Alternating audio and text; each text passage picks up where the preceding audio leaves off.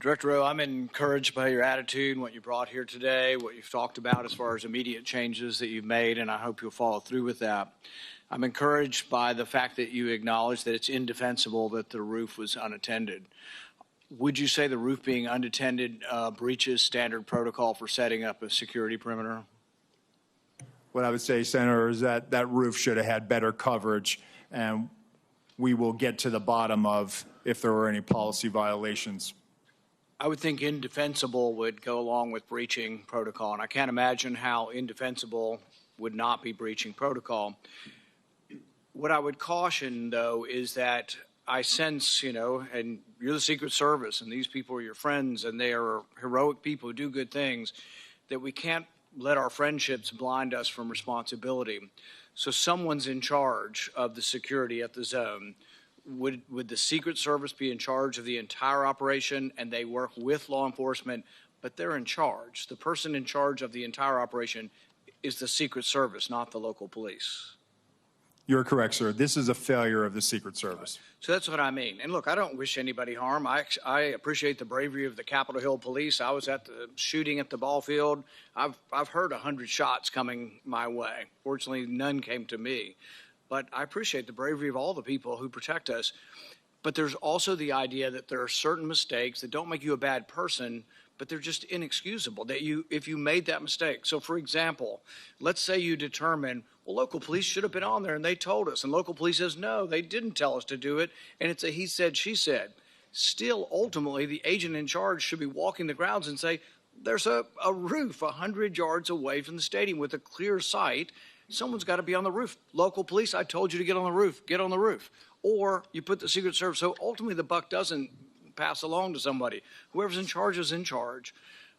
But really, I think it would be helpful to all of us. I know the process has to be meted out, but there needs to also be a process for protecting the next Trump rally.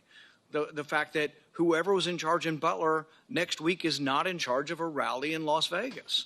And so I think you really should say that. You should simply say that the leadership from that event is going through a process, but until that process, they won't be in charge of the Democrat National Convention. That would reassure a lot of people that they won't be in charge of security until it's determined. Can you tell us something to that accord? Yes, sir. So I can tell you that the team planning the Democratic National Convention, that is a national special security event. That team has been on the ground. That's from D.C., with support from our Chicago field office.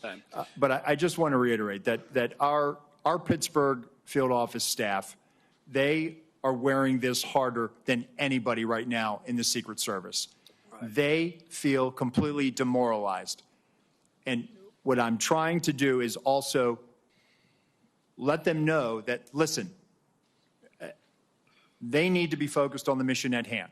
I also have to walk a tightrope here and make sure that I am not tainting any future, discipline action. I understand, and I have great respect for all the officers, but ultimately someone had to be in charge, and someone made a terrible error, and it's an error of judgment. The big error is the roof. But another big error is we have 90 minutes of a suspicious person. Now, Senator Durbin mentioned the rangefinder. None of these are enough to shoot a suspicious person, but they certainly, you would think, would be enough to stop the proceedings. That's where I think you get to the second major management or judgment error of this. Now, Trump's done probably 100 rallies like this. How often at one of his rallies are there 90 minutes of looking at one person and at least a half a dozen pictures of that person? How often does that happen? And is it against protocol to let a proceeding go on when you've got a suspicious person, 90 minutes worth of people talking about this person, and we don't stop the proceeding? Does that defy protocol? So Senator, while there's 90 minutes in total from when he's first identified by local law enforcement, we have about a 30-minute window. But at no time is there anything ever communicated about weapon or harm. And I think that's where the threat. A weapon, you shoot people with a weapon. Sure. Without a weapon, we're talking about people you stop and say, he had a backpack, which was probably big enough to have the AR-15 in it. in all likelihood, the backpack has the weapon in it. So a guy with a big backpack would never get through the perimeter. So once again, a big mistake was not having the perimeter wide enough to prevent people from shooting outside the perimeter.